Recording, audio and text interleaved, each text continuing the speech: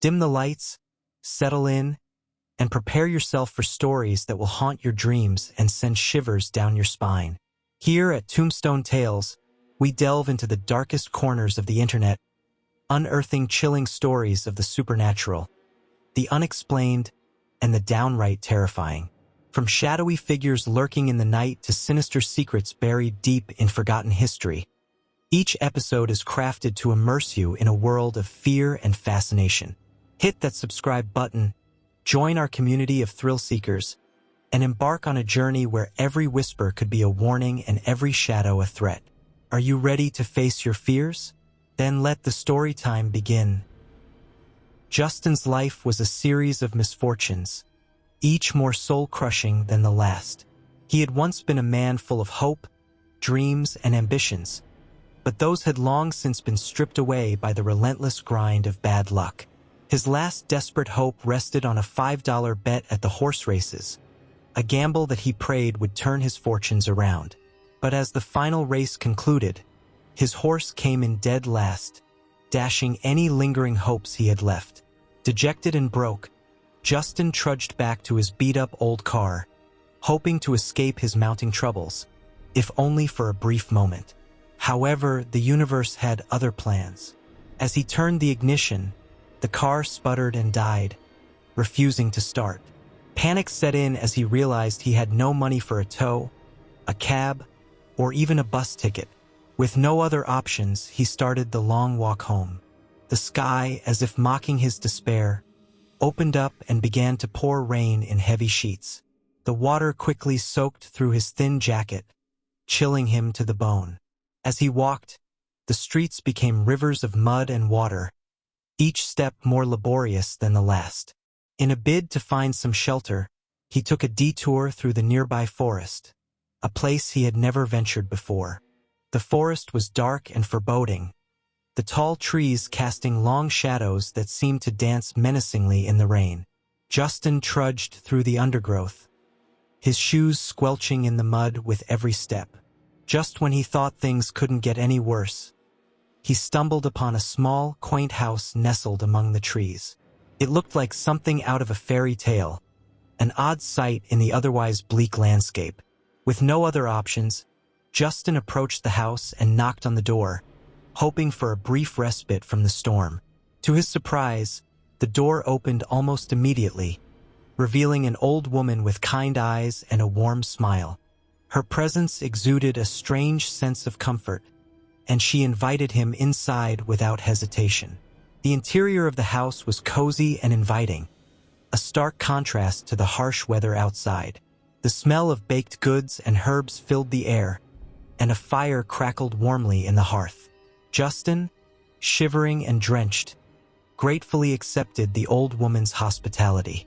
As he settled into a chair by the fire, he accidentally sat on a plump, orange cat, causing it to yowl and dart away. The old woman chuckled, waving off his apologies. "It's all right, dear. Mittens is always getting underfoot. You look like you've had quite the night. What brings you out in this weather?" Justin recounted his misfortunes, from the lost bet to his broken-down car. The old woman listened intently, her eyes twinkling with a mix of pity and amusement. When he finished, she stood up and walked over to a dusty old bookshelf, pulling out a thick, leather-bound tome. As the old woman reached for the book, Justin noticed something odd about the bookcase. It was filled with jars containing strange, twisted objects, dried animal parts, obscure symbols, and what appeared to be human teeth. The flickering firelight cast eerie shadows on the jars, making them seem almost alive. A chill ran down Justin's spine, and he averted his gaze, focusing on the old woman instead. "I have something that might help you. My late sister Clarissa sent this to me before she tragically passed," she said, handing him the book. The title, How to Catch a Treasure Goblin, was embossed in gold on the cover. Justin raised an eyebrow, skeptical but intrigued. "Thank you, but I don't really believe in this kind of stuff," he said, trying to be polite. The old woman simply smiled and patted his hand. "Just take it, dear. You never know when it might come in handy." Justin hesitated but took the book. As he did, he noticed a small, ornate box on a nearby table. It was carved with intricate designs and seemed to hum with a faint, otherworldly energy. The old woman's eyes followed his gaze, and she quickly moved to close the box, her smile fading for just a moment. With nothing left to lose, Justin accepted the book and thanked her. The old woman then called him an Uber, which arrived promptly and whisked him away from the strange little house and back to his empty, cold apartment. That's nothing you need to worry about. Let me call you an Uber, darling. The next morning, Justin awoke to a sense of profound emptiness. His fridge was empty, not even a drop of milk for his coffee. As he sat at the kitchen table, sipping his bitter black coffee, his mind drifted back to the book the old woman had given him. It lay on the table where he had dropped it the night before, its cover gleaming invitingly. With nothing better to do, Justin picked up the book and began to read. The pages were filled with intricate details about treasure goblins, mythical creatures known to hoard vast amounts of wealth. The book described their habits, their cunning nature, and the elaborate rituals needed to summon one. As he read, Justin's initial skepticism gave way to fascination. The book was surprisingly well written and engaging, weaving a tale that felt both ancient and urgent. According to the book, treasure goblins were creatures of immense greed and cunning, born from the dark desires of humanity. They lived in hidden realms, accessible only through complex rituals that required rare ingredients and precise incantations. The book detailed the process of summoning a goblin, warning of the dangers and emphasizing the importance of following every step to the letter. Despite his lingering doubts, Justin felt a strange compulsion to follow the book's instructions. The promise of unimaginable wealth was too tempting to ignore, and he found himself driven by a mix of desperation and curiosity. He spent the next few days gathering the necessary items: rare herbs, specific candles, a circle of salt, and an ancient incantation written in a forgotten language. On a stormy night, much like the one that had led him to the old woman's house, Justin prepared to perform the ritual. His living room was transformed into a ceremonial space, with candles casting eerie shadows on the walls. He arranged the items meticulously, ensuring everything was placed precisely as described in the book. The air was thick with anticipation, and Justin could feel his heart pounding in his chest. He lit the candles, creating an otherworldly glow that seemed to pulsate with a life of its own. Taking a deep breath, he began to recite the incantation. The words felt strange on his tongue, but he continued, his voice growing stronger with each syllable. As he spoke, the air around him seemed to change, growing colder and heavier. The candles flickered, and a low, guttural sound echoed through the room. Justin's heart raced. He knew something was happening.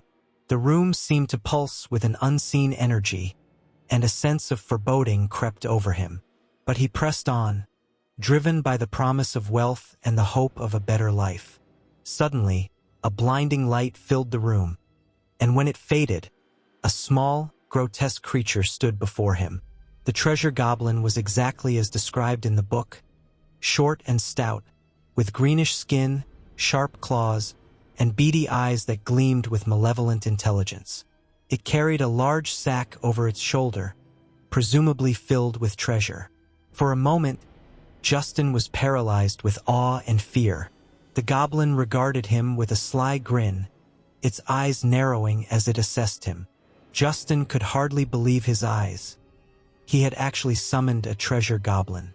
The book had mentioned the goblin's cunning nature, but Justin, blinded by the promise of wealth, underestimated the creature. Human, what do you want with me? I want your treasure, Justin stammered, trying to muster some confidence. The goblin's grin widened, revealing rows of sharp teeth. Of course, you do, but first, you must catch me, and with your little legs and big belly, good luck. Justin lunged at the goblin, but it was quicker than he anticipated. It darted around the room, evading his grasp with ease. Despite its small size, the goblin was incredibly agile. Justin chased it, knocking over furniture and candles in his desperation. The goblin's laughter echoed through the room, mocking his every move.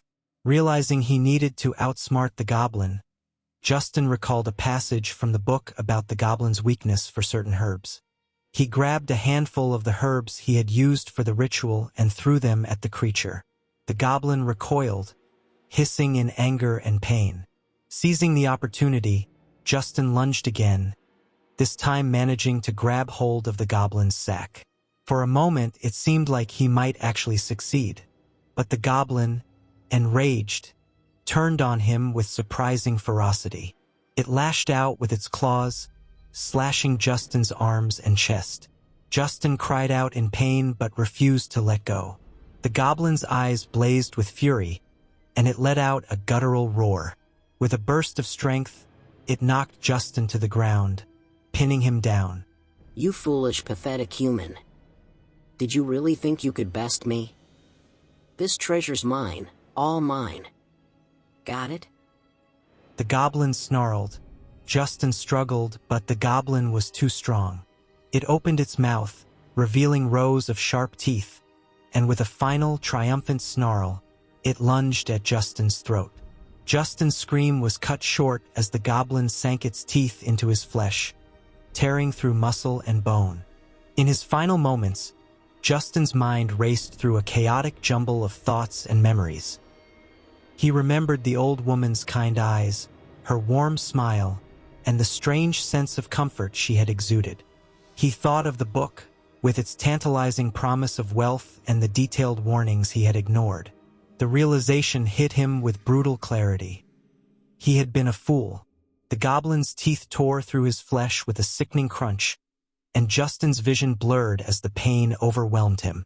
He felt his strength ebbing away, the life draining from his body. The goblin's eyes gleamed with malevolent satisfaction, its grin widening as it savored the taste of his blood. Every nerve in Justin's body screamed in agony, his consciousness slipping away like sand through his fingers. Justin's surroundings began to fade. The room, the candles, the circle of salt, all of it dissolved into darkness.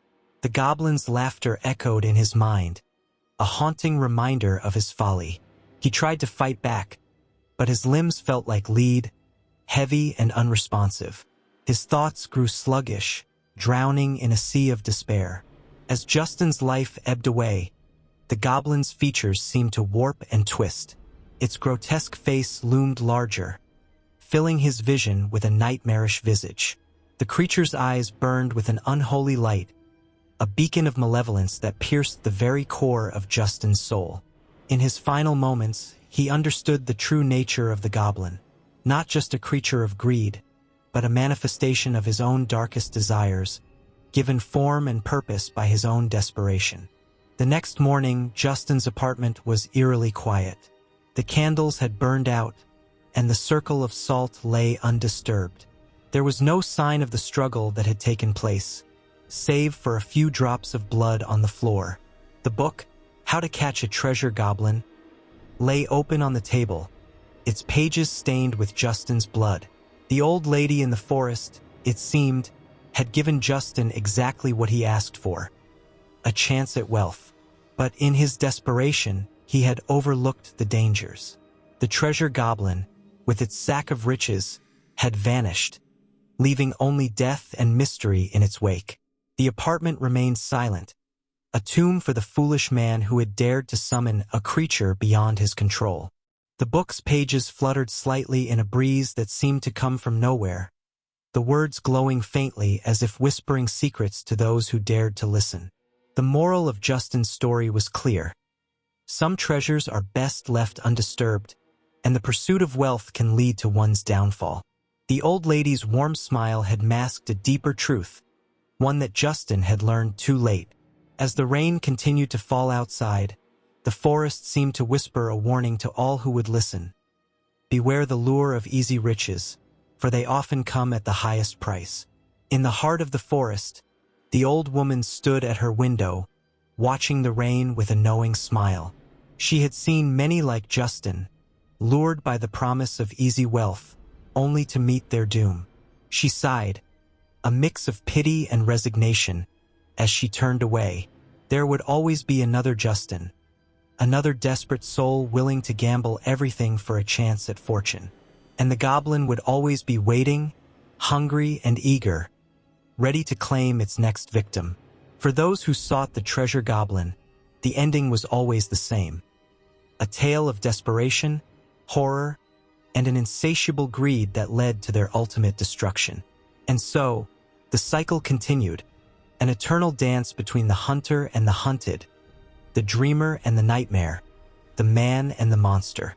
As the storm raged on, the old woman whispered to herself, "May they learn before it's too late."